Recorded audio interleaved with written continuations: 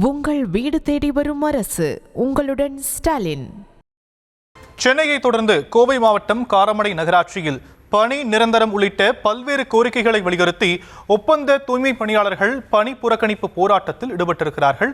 கூடுதல் விவரங்களை மூடிய செய்தியாளர் கதிரவேல் வழங்க நாம் கேட்கலாம். கதிரவேல், விவரங்கள்.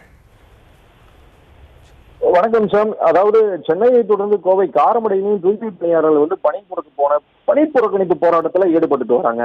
அதாவது கோவை மாவட்டம் காரமடை நகராட்சியில் இருக்கக்கூடிய 27 வார்டுகள்ல 100க்கும் மேற்பட்ட தூய்மை பணியாளர்கள் ஒப்பந்த அடிப்படையில பணியாற்றிட்டு வராங்க.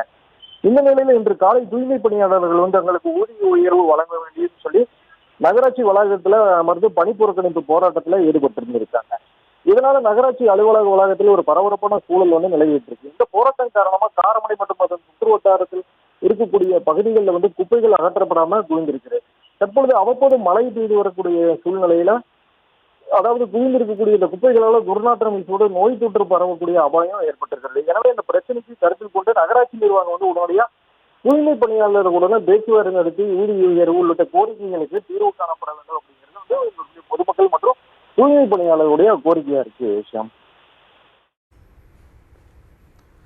விவரங்களுக்கு நன்றி கதிரவேல்.